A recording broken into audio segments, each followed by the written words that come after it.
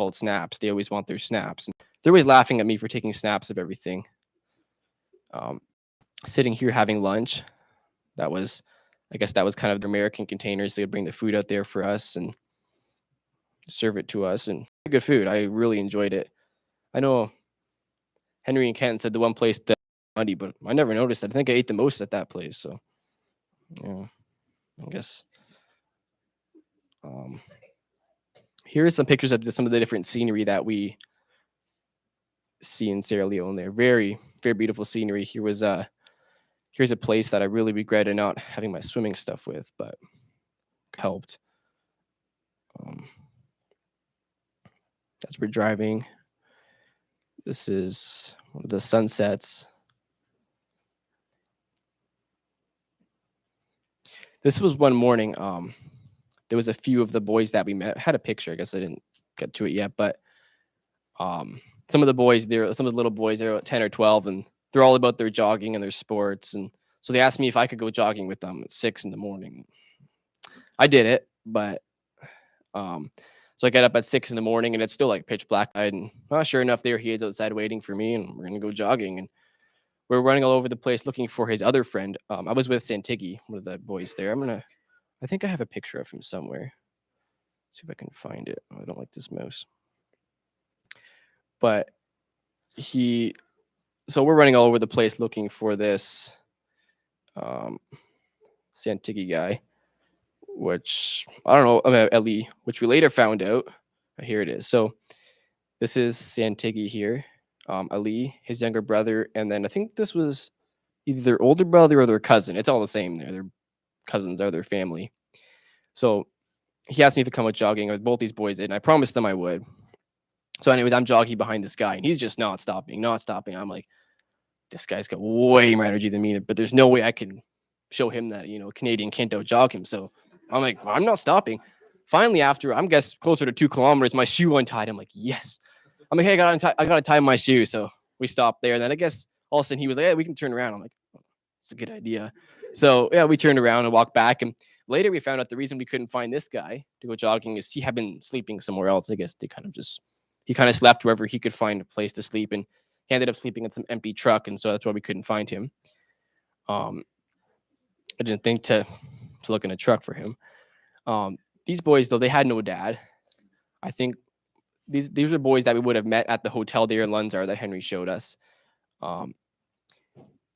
So it seemed to really affect them a lot. They had come to me and told me that, they had no dad. And this little boy actually came to me right here from the first day I met him. And he comes to me and he's just like, he looks at me, he's like, I love you. He's like, I want to stay with you. I'm like, okay, that's interesting. I mean, he told me he had no dad and he really wanted to stay with me. It kind of breaks your heart when somebody, like, there's a whole bunch of little boys that came to me with similar requests. And, oh, I have no parents. My parents died in the war. They died in Ebola. And, and so forth. And it's like the little boy for a bike. He told me how badly he wanted a bike, and he's living with his uncles. And he told me his uncles are like, well, we don't have money for a bike.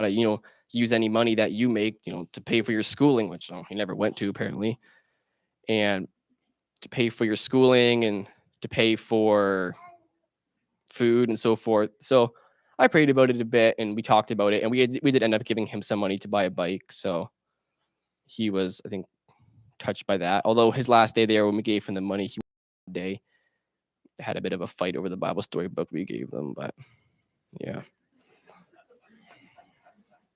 I think they had read the story of Cain and Abel too, literally. But anyways, this was at the woodworking shop. They're making couches. I guess that's something that kind of intrigued me there was their building style. Here, there's a couch that they started working really hard after we showed up. That guy could work.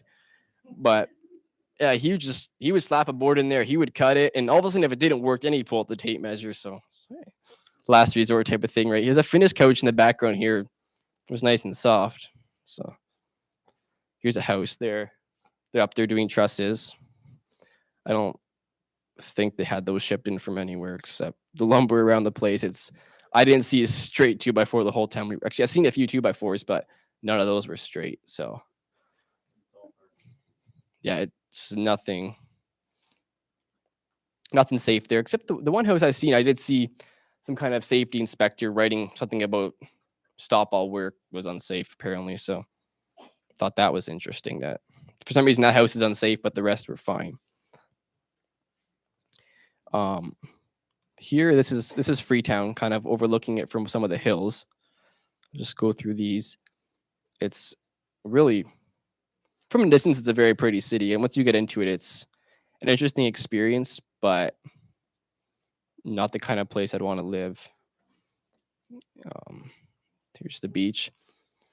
Yeah, I had actually forgotten to pack my swim clothes there, so instead of getting jealous of the other swimming, I decided to go for a boat ride.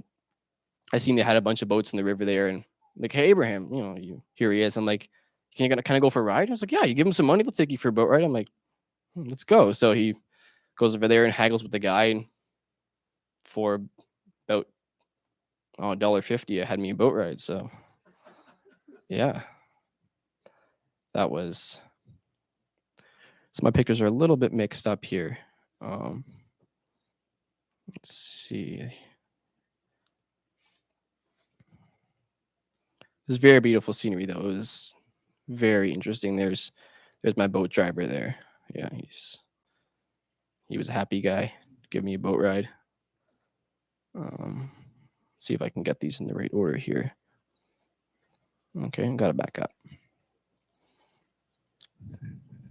All right, this guy here, he couldn't fit in his car, so it's not a problem. You just sit on the back and hang on for dear life, I guess.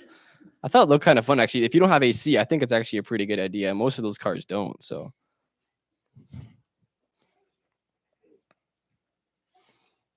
Here's a little friend I made. This guy, this is actually at that school that Henry showed us their modern school. This little guy just clung to me the whole time. I think he was sad to see me go, but another one of the kids I couldn't take home.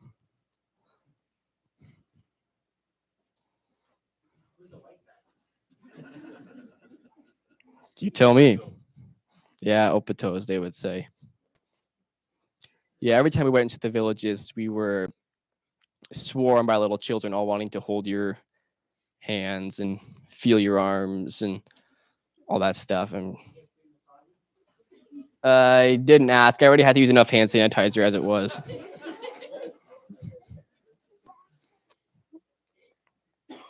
This place here, our drivers actually went for a boat ride, and Ali, our driver that always drove too fast, he didn't know how to swim. I actually ended up trying to teach him the one night, but so they all went on the boat on that picture there, and I had a video which I should have brought here, but I didn't. And he's on the boat. They're desperately trying to get them. No, go back. I don't know how to swim, guys. Go back. And they're all just laughing at him, just going out into the deep water, just laughing at him.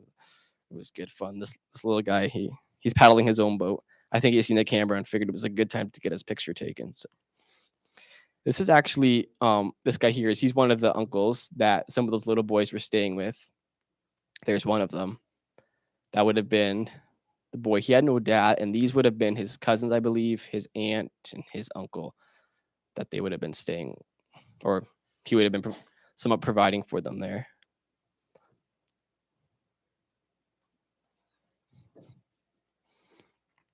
Oops, back up. So here's just some different pictures of at the Bambuna there, the place where that dam was. There's lunch, which apparently was muddy, but I thought was delicious. And the scenery here was just absolutely beautiful. Like which I mean, I guess the beauty is which makes it very hard to have roads and so forth there because of all the mountains. But definitely a lot of opportunities there for a lot of different work and outreach. A lot of villages that it's only 20% of their 44 villages that you could even access by bike. The rest you would have to just walk to. So a lot of superstition and witchcraft, I think, would be going on back in those jungles from the sounds of it. Most of them, I'm guessing, have never heard the gospel.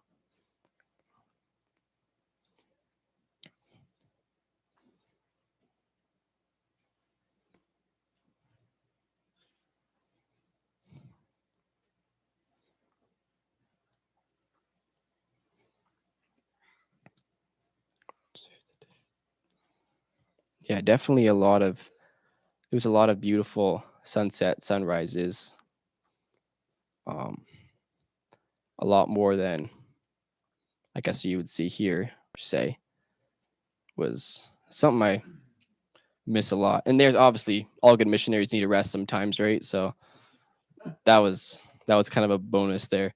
Didn't see that very many places, but I had asked that Daniel, the chief there, if he had somewhere I could swim. I thought maybe the river or something. He's like, there's a pool in the next compound. I'm like, I'm expecting this little pool, and what do I know? It's a big pool with a diving board. So I tried teaching Ali how to swim, but the other driver making fun of him because he didn't know how didn't really help. But I had a fun night swimming with those two guys. Anyways, it was quite enjoyable. Yeah, photo credits for that one go to Kenton, so he doesn't get jealous. There's Ali saying goodbye to his friend Henry there. A little monkey that they brought us. I guess that day they got ambitious and started bringing us creatures. So that is my breakfast in the background, and I did wash my hands after holding it. So it's some kind of wild cat that they brought us. Well, they wanted to take it back from wherever they got it. So here Ben is feeding a whole bunch of crippled people. He's there buying bread at the stall and just handing it out. These are their wheelchairs. So where they can like, either get them pushed around or pedal them with their hands. So a lot of them were crippled in their feet. So Ben was very generous and buys them bread.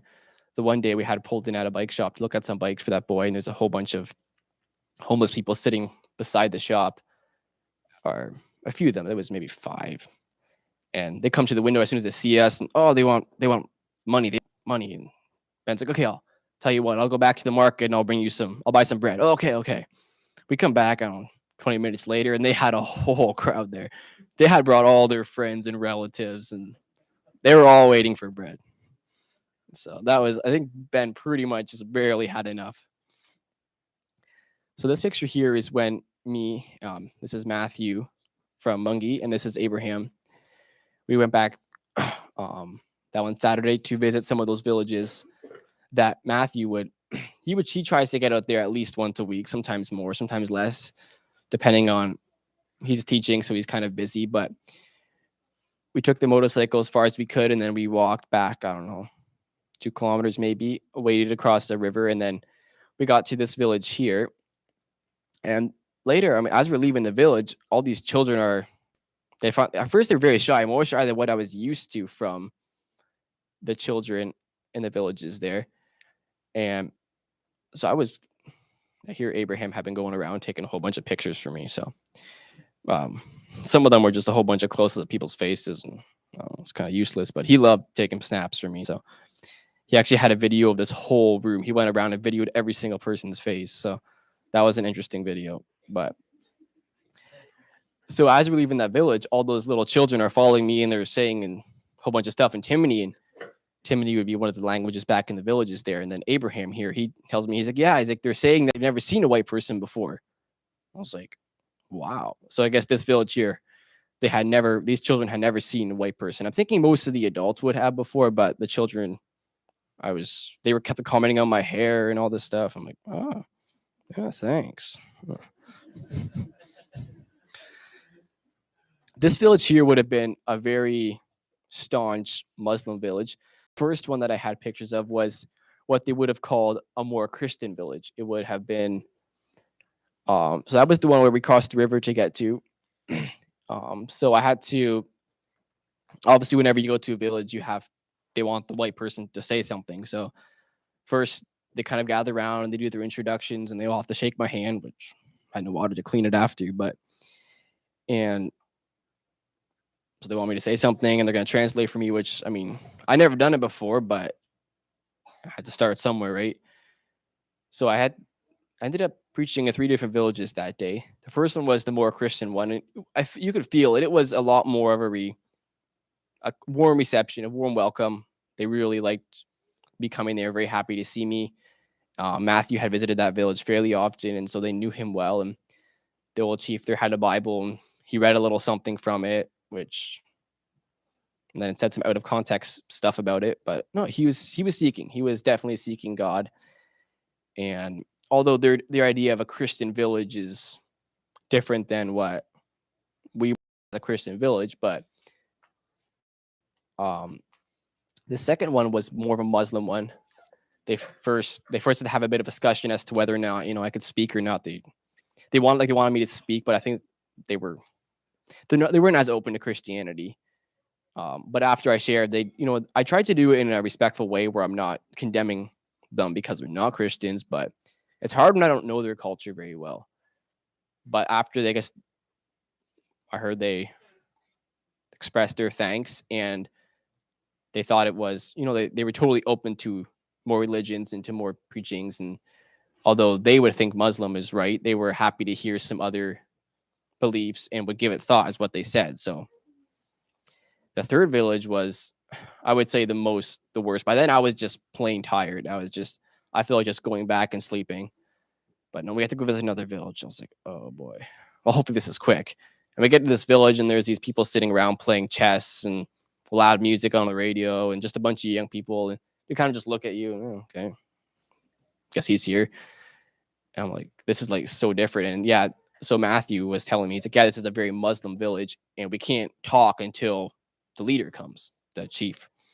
He wasn't around, so Matthew was kind of debating if we should just leave, and I would have voted for that. But at the same time, I felt God had a work there, and if I was here now, I mean, I felt like God wanted me to share something. Although something about that atmosphere just made me not want to say anything there, but I was praying about it, and eventually the chief came, and yeah, he said I was welcome to speak. So I shared it with them for a few minutes, and I think they listened respectfully, and then happily watched me leave. But I think they were thinking about it, and yeah, it's one of my little friends here.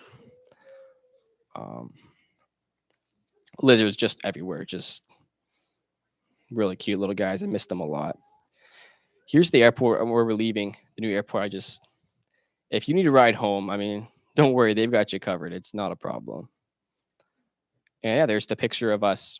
Just ran a picture I took out of the plane window as we're leaving Sierra Leone. I'm not even sure what place that is, but sure, it's Guinea. I think that's pretty much all I had. I feel like there was more I was going to say, but I tend to forget when I'm up here. So yeah, I guess if you have questions after, then Kent can answer them.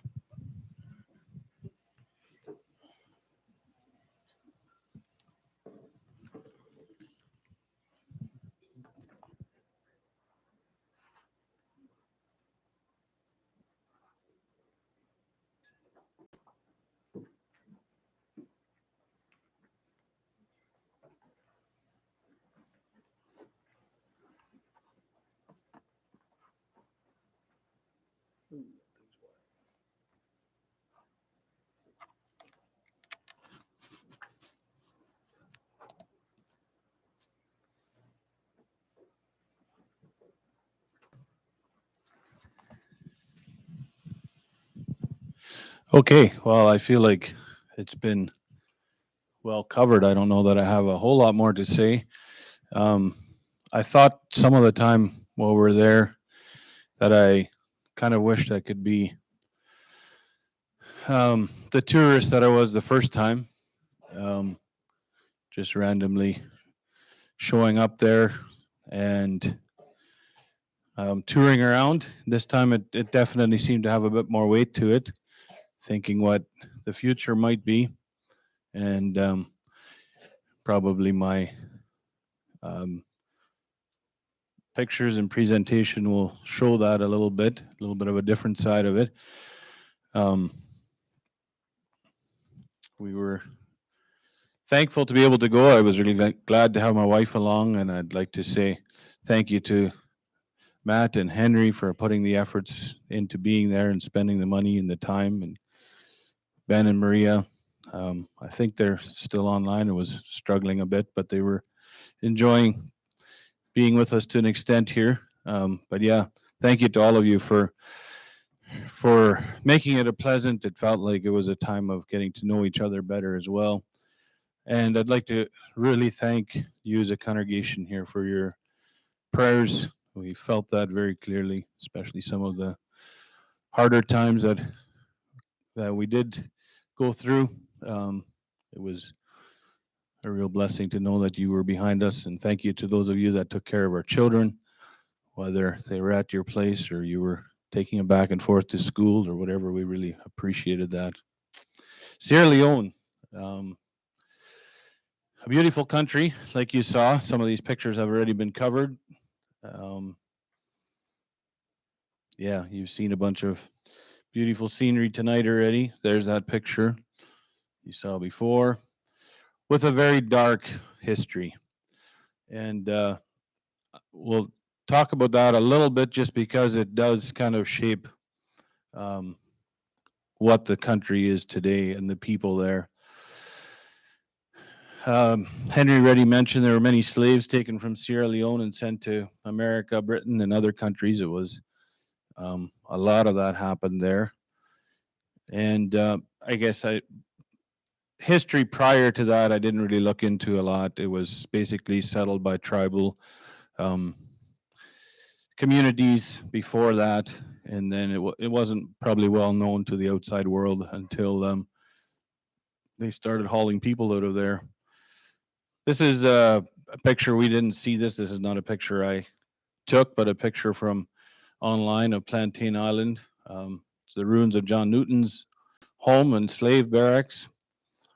He's the author of Amazing Grace. How sweet the sound that saved a wretch like me. He was involved in the slave trade there in Sierra Leone. Just a point of interest. I think it's interesting. I'd like to someday go and see that place. There's also another island called Bunsey Island that was used a lot for. They would bring slaves to that island, and then from there the ships would come in from Britain and pick them up. Freetown. Henry did a good job of talking about that already. It's the capital of Sierra Leone. It's the center of all economic activity in the country today. Pretty much, if they're almost, it seems like anywhere in the country. If well, can you get these parts for this vehicle? Yeah, Freetown would have. Um, it's known, but there wouldn't be even in a big city like that. They took us to a supermarket this time, and they had taken us to another one last time. I think there's only a handful, maybe two or three, what called supermarkets, and they would be, what would you say, smaller than Miller's and Aylmer, no bigger. And you can buy Canadian style food there. I've said that eating in Sierra Leone is very cheap if you're willing to, well, living in general is very cheap if you're willing to live like a Sierra Leone native. If you want to live as a North American, it's actually comparative or more than here. To give you an idea, we did find a bag of Kirkland signature chips in that store. Somebody had imported them, obviously. And when we did the math, it worked out to about $28 American for a bag of tortilla chips. And they had already taken the expiry date and changed it. So I don't know how it had been there. It was Freetown was established in 1792 by 500 black slaves from the British territory of Nova Scotia. Imagine that. Um, they were tired of the cold as well as the discrimination in Sierra Leone. They would have been slaves probably that escaped from the U.S., traveled north. And so Britain said, hey, let's take them back to Sierra Leone and let's let them settle there. So about 400, and I think if I remember right, around 50 of them died on the trip back. So that would have left 300, I guess, or 350. And in March of 1972, they held the first church service under the big cotton tree, and it officially became Freetown. That big cotton tree we saw last time, I do not have a picture of it. I did see one in Fred's pictures, but I didn't bring that here. Probably. What did I do? Yeah, there is. Yep. 1792. Yep. Yep. Thank you for pointing that out. This is Freetown. This is a video I took last time we were there. Let's see if it'll play.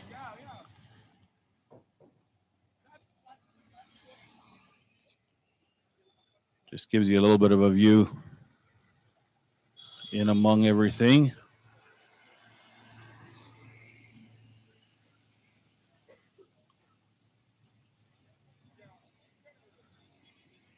Played a bit smoother at home, but that's all right. If your eyes can handle it.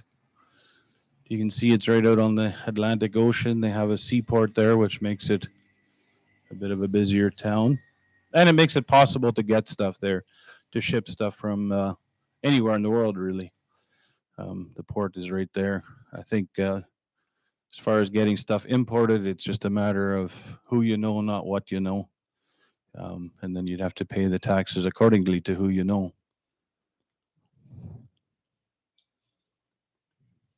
Let's see. Now we're going the other way. Now this one here, I'm wondering if is there any way you can turn the sound up for this next one or not? Like way up. Like way up. You ready? He says thumbs up.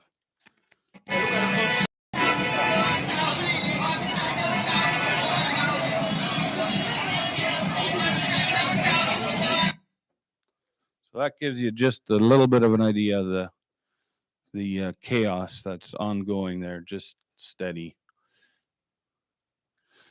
But it also has beautiful beaches, as you already saw.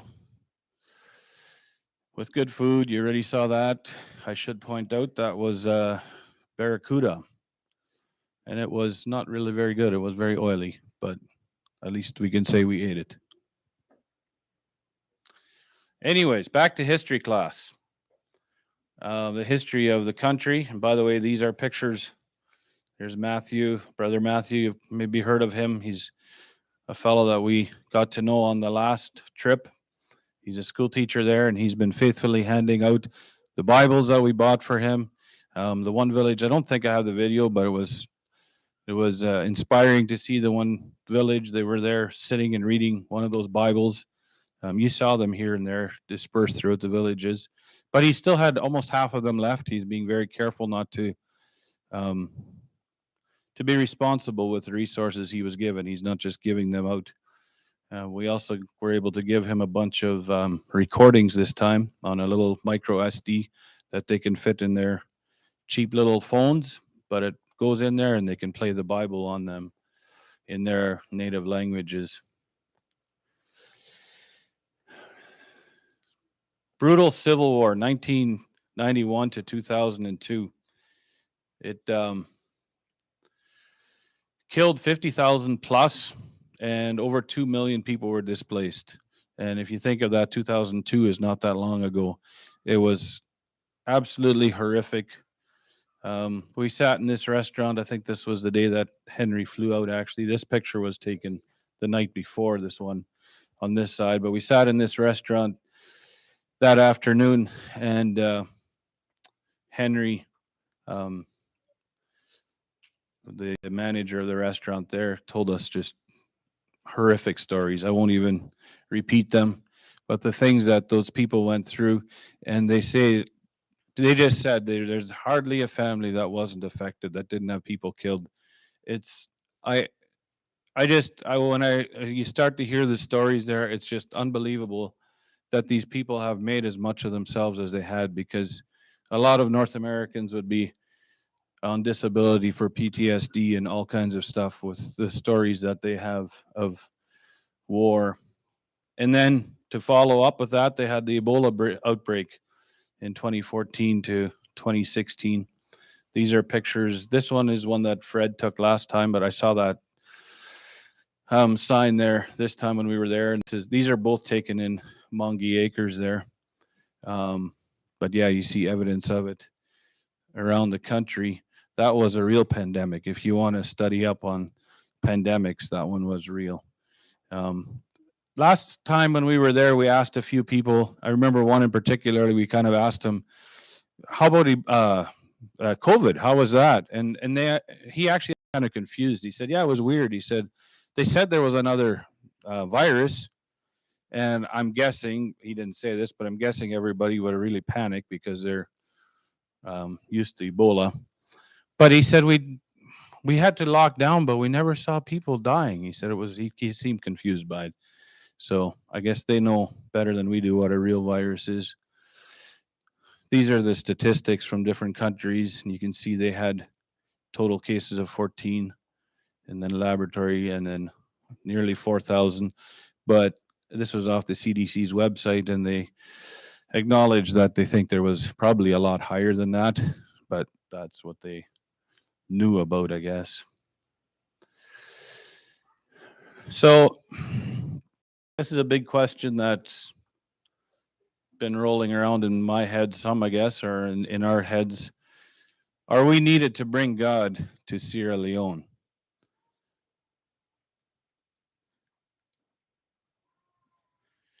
And this is a conclusion that I've come to. The answer is no. We are not needed to bring God to Sierra Leone. Um, Colossians 1:16 and 17. For by him we were all things created that are in heaven, that are on earth, visible and invisible, whether they be thrones or dominions or principalities or powers, all things were created by him and for him. And he is before all things, and by him all things consist. And I've been reading a book, I guess, or listening to a book. I'm halfway through, that has helped me to kind of realize some of this. And I was really convicted by the thought of the God complex. And what I mean by us oh, by us not we're not needed to bring God to Sierra Leone is God has been working since the creation in Sierra Leone, the same as in Canada.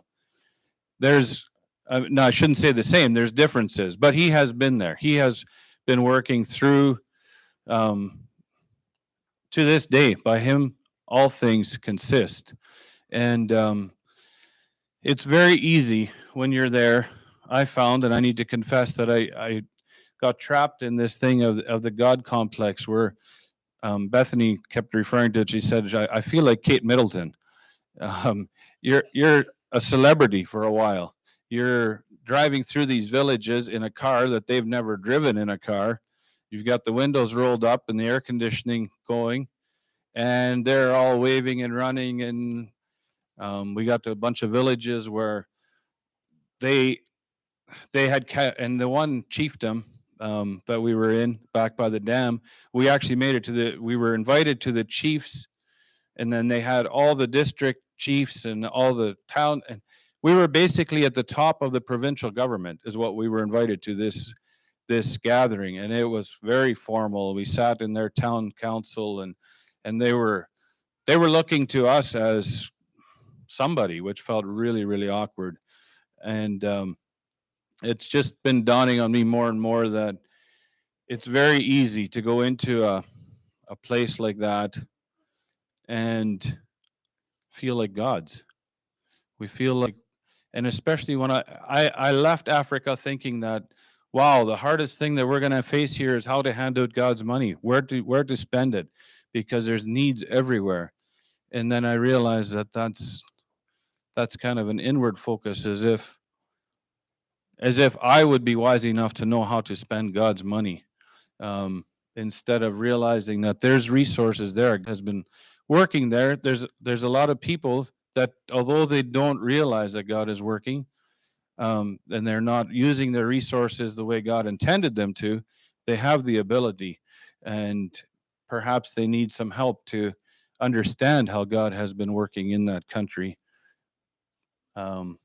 I would say their awareness of God is a lot higher than Canadians in general. Most people, I don't think I met anybody that doesn't believe in God, or that and doesn't openly talk about it and loves to talk about it. You ask them, "How are you doing this morning?" The most common response is very good, thank the great and mighty Lord. That's their common response. So they have a knowledge of God. But there are reasons God might want us to go to Sierra Leone. And Henry already mentioned the Great Commission, teaching them to observe all things. And then the other one is this one. When we think of all the poverty, and you feel It puts a different perspective on life when you see the poverty there. Sell that you have and give alms. Alms has the thought there of giving to the needy. Provide yourself bags with which wax not old, a treasure in heaven that faileth not away, where no thief approaches, neither moth corrupteth, laying up treasure in heaven. So those might be, and the next number of slides are just reasons why God might want people to go to Sierra Leone. This fella has been talked about a fair bit, Ali, and it's just a picture I picked because there's so many of them, but it's one that we thought of. Here's Mahmoud. Henry mentioned him. By the way, this is Henry and Mahmoud exchanging money at the bank. We could call it that, anyways. It's just a booth, but it's who you know, right? So this fellow gave a better exchange rate at his little phone booth than anywhere else, I guess. So that's where we ended up. And Abraham. Each of these has a story behind them. A lot of that has been shared, but one of the last evenings, Ben and Maria, I have a report from them I'm going to read as well. And some of the stuff that they went through made it a very sober evening. And it gave us an opportunity to share at a deeper level with him, especially. He talked about some of his experiences with God and some of the new supernatural things that God has done for him, and you could tell it was very real. So these are just needs. People that there's a lot of confusion between the Muslim and the Christian, and even the Christians. I don't think I put anything in, and I thought maybe one of you would have, but of our experience at the church service there on the last Sunday morning. But after that church service, our driver Ali opened up to Ben the one day, that one of the last days we were there, and what he said made a lot of sense. He's a professing Muslim, but he said the reason that a lot of us are Muslims is, he said, the Christians, they do two things. He said, number one, they promise things that they don't fulfill. And this Ali is a very intelligent. He's probably one of the more intelligent people I've met there. He thinks very deep. And well, that's kind of astounding. What do they promise? Well, they promise wealth, they promise healing, they promise the dead will raise, and he said they even do fake miracles, but we can tell they're fake. And so he saw right through that. The second thing he noticed is he said that turns a lot of us over to the Muslims is he said they beg for money, and boy, did we ever see that. I have never been in a church service where they got up front, and a lot of the service I kind of enjoyed. I felt like the Spirit of the Lord was there through a lot of it. But when it came to the part of getting the offering, I would have been ready to walk out. They went up front and they started beating those drums, and they had these two big baskets, big garbage bins, and going up and down the aisles and dancing and singing, and so they went down through everywhere, and we gave a little bit, and they came back again, and they're coming again. Okay, well, and then I think Matt put a little bit in, and well, surely we're done now. But then now it's time for the competition offering, and I didn't know what that was. I didn't catch it, but Matt had caught on, I guess, that this was the competition between the men and the women who could give the most, and so they beat those drums a little harder, and they went again. And that still wasn't good enough. So they went the fourth round yet, and then they finally gave up, I guess. It was enough. So that's a Baptist church there. Yeah, I think there's a huge opportunity right there in Lunzar. Some of these fellows are sincere. There's a lot of people I think are very sincere, but they're just very misguided. And I'll get Mike over to my wife for a bit.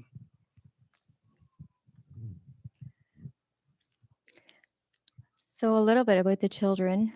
There was a lot of children everywhere we went, it seemed like. It was a big part of our experience in Africa. they would come up to us almost as soon as we got out of our vehicles. Either they would come running, very curious, or they would run screaming. They would be terrified of these white people. But mostly they were curious and they were very friendly. They would come hold our hands, as many as could at a time, and they would lead us around. And yeah, they were a very big part of everywhere we went. There was children. We visited quite a few schools and saw a lot of school children, listened to them singing. They sang a lot of songs, Christian songs about Jesus, and that was a real blessing. Each of the schools was color coded. They each wore um, their uniforms, and that's what they wore every day. And a lot of them would speak their tribal languages, but all the schools were taught in English. Um, and they taught very biblical stuff in their schools. They taught about God and the creation, the sanctity of life. They were anti-abortion. They taught a lot of good things in their schools. But there was a real mixture of Christian and Muslim teachings everywhere we went. And another thing we noticed was they were really taught to respect older people, or their elders. They were very respectful. Yeah, the children were very open. They were very eager to learn. We handed out some Bibles to some of the school children. There was one high school we visited where we handed out Bibles to each of them, and they could read quite well, and they were very happy. The look on their faces was just priceless. So that really warmed our hearts, and we just pray that the seeds that are sown, the things that they read in the Word would grow and prosper. So that felt like a real open door there with the children. They were very open. Their hearts were very receptive. They soaked up everything we told them. So it was very special.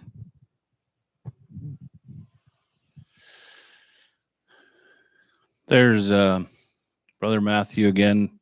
The one before that was him teaching. And there he's visiting with Ben. That was on our last trip there. You see some of in the background, maybe some of you see the farm equipment.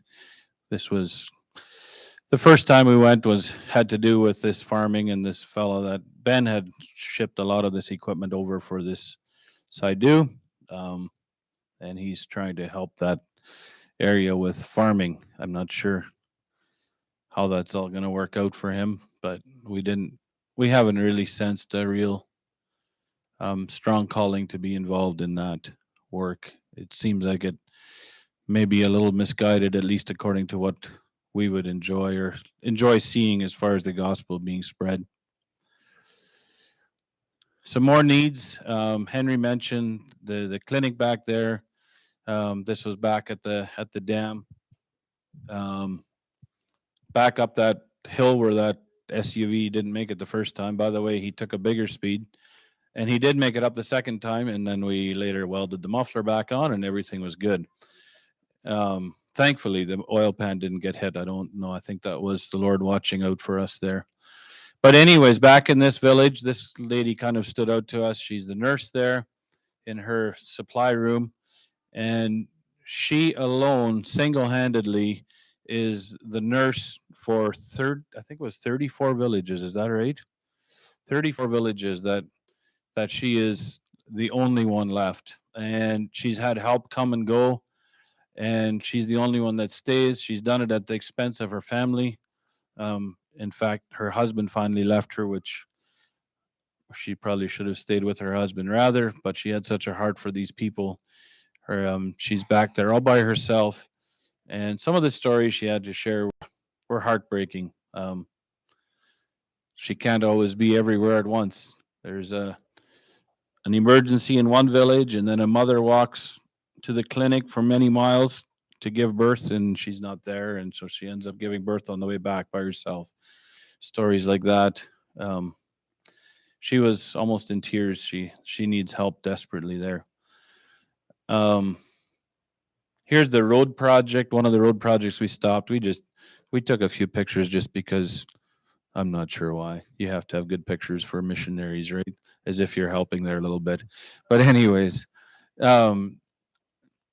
we did carry a little bit of dirt just to show them that we cared. But this district would really like help with building roads. I don't know. It looks like more than we can do. But if there's somebody who has a real heart for it and has some dollars to work with, perhaps if somebody were to move into the country, there would be an option there for young people to come and help. It is a need because a lot of these villages are not accessible by any means, like Matt said, other than walking, and some of them only by boat. And I think if you were there and you worked alongside these people, you'd have an opportunity to show them true the love of Christ, and also get back into a lot of villages that probably have never heard of the gospel at all. But it does look, I guess that area there, basically, it looks quite impossible to be self-sustaining, um, or at least I shouldn't say impossible, but a lot more difficult, because there's just not a whole lot you could do there to sustain yourself. Financially, it would be kind of maybe a mission that would have to be funded outside. So we looked at some of the reasons, and this last slide is kind of a difficult one in a way to share, because this is, I guess, the conundrum that our family is facing. I'll just get into it. So on the one hand, we have the fact that God must have had a reason for taking us to Sierra Leone twice. It just seems like there must have been something. God must have had a purpose for miraculously putting people and experiences in our path, and I could tell you a lot of stories about that. God has laid a real burden on our hearts for the people of Sierra Leone. But God made it very clear to all of us. I think we all agreed that the only practical way for us to continue any work there is for people to move there. It's just too far away. And the culture is so different that from a distance, to just plan to do short-term back and forth, it just doesn't seem practical in any sense of the word. And even just, culturally, just to get to know. I could go on stories there too, but we're almost out of time. On the other side, these are some of the questions that really face us. Are we able? What dangers would we face there? And I should say there, it is a safe country as far as we could tell. We felt very, very comfortable both times. The crime is very low. You might have some petty crime. You hold on to your wallet a bit and some of that stuff. But as far as violence, at this point, there's way too many memories of the war for them to even think of being violent. Yeah, I could see that. We could see that could change on a dime, but at this point, it's a very peaceful country. What would we all have to leave behind? There's much work to do here. Do we really need to move there to be of use in God's kingdom? And then the bottom one, I guess, is probably the biggest one, leaving things behind and all this stuff. But how can we go with a family at our stage without multiple other families also going? That's probably the biggest one that we don't. This conundrum doesn't have an answer at this point. Certainly interested in your prayers and your opinions and advice and counsel. And if you feel that God is putting it on your heart to help with that bottom one, then let us know. There is a great work there. And there's a great work here. And I don't, and in many parts of the world, I do not believe that God is calling most people to move to Sierra Leone. If we all moved out of Canada, then we'd have to send missionaries back here. So that would be rather pointless. God has a different calling for all of us. This is a song that has been going around in our house a lot the last while. I don't know how many of you know it. I don't think we'll bother singing it, but there's peace and contentment in my Father's house today. Lots of food on his table. And as you read this song, this does not just apply, even the song we sang at the beginning of this service or the evening here, it does not just apply to faraway countries. It applies to us sitting at home on the couch instead of going out and doing God's work here at home. There's, yeah. Well, we've been talking about it. I thought of it. Yeah, we'll leave it there for tonight. How many of you know it? Let's see a raise of hands. Oh, we could maybe sing it, could we? We could try. Sure. Let's see if we can sing it together. There is peace and contentment in my Father's house today. Lots of food on his table, and no one is turned away. There is singing and laughter as the hours pass by, but a hush calms the singing as the Father sadly cries. My house is full, but my field is empty. Who will go and work for me today?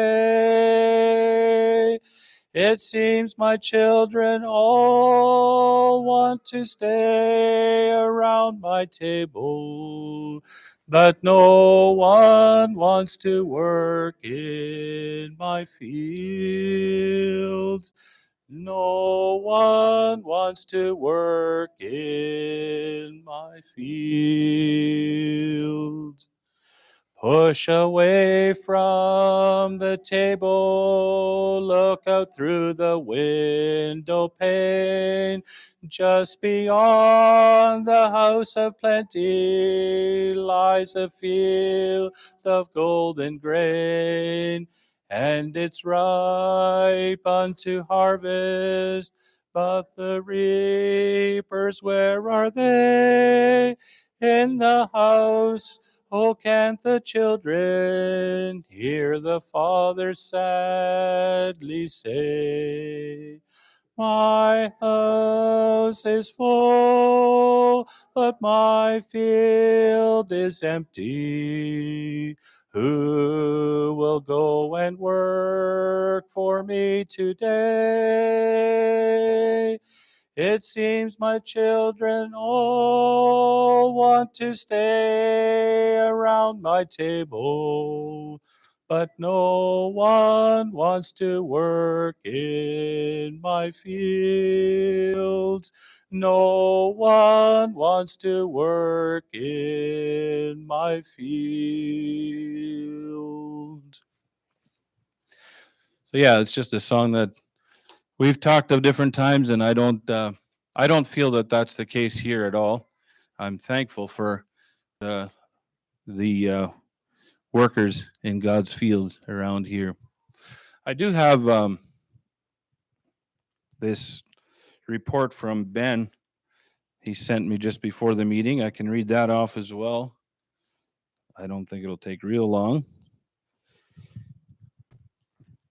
It probably covers some of the same stuff, but it's good to get his viewpoint as well. I'm very glad that we got another opportunity to visit Sierra Leone and observe some more what the spiritual condition and gospel understanding is, and if we could be of any help. We definitely saw a need for a clearer teaching of true Christianity. I had a conversation with one of the drivers about Muslims and Christians. He said a lot of Christian preachers from different parts of Africa had come promising to heal from sickness, which never happened, and they begged for them to donate money for good causes, but most of it goes to the pastors, making them richer. He said the Muslim mosques don't beg for money and had better morals. So it seems that Christianity has left a bad taste in some of the people's mouths.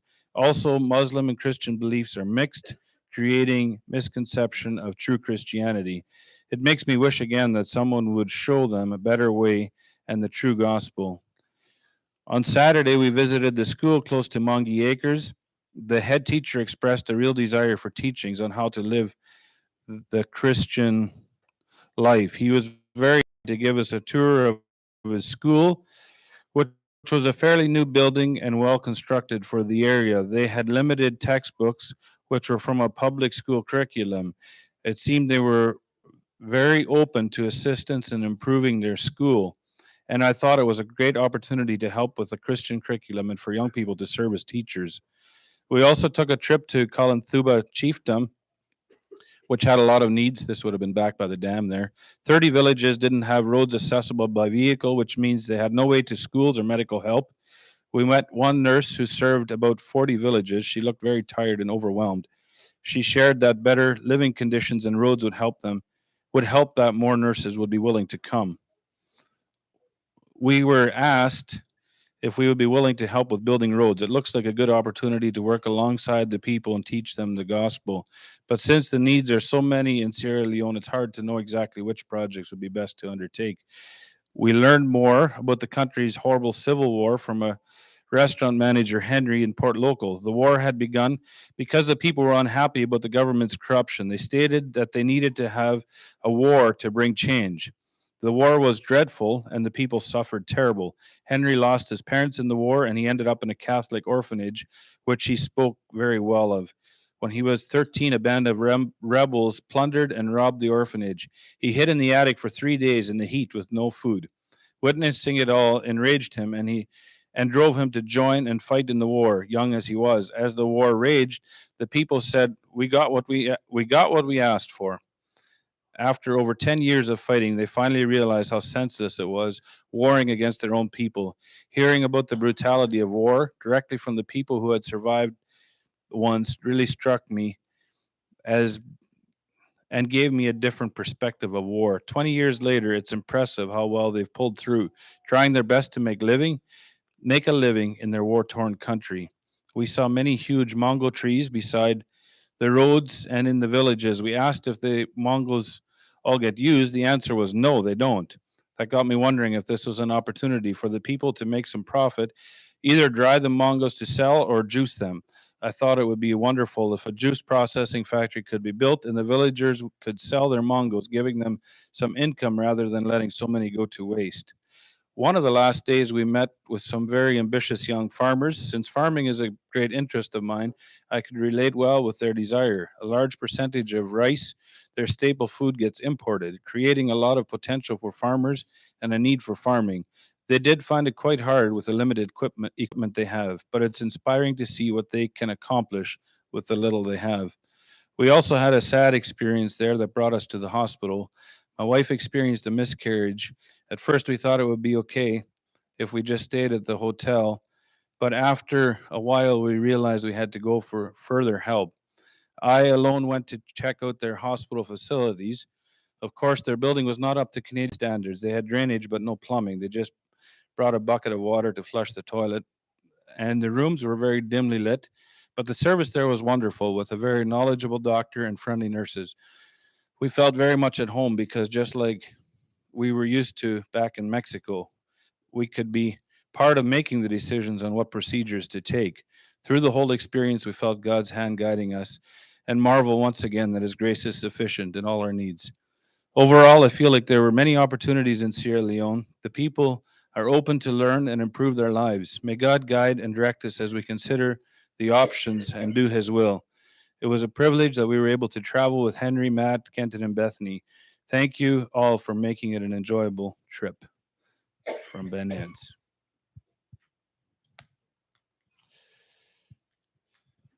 So that's all I had. Do we want to take time yet for questions? There is. It's 9:00. It is. So what do you all think? I think that's a pretty full evening, or did you want to have some questions answered?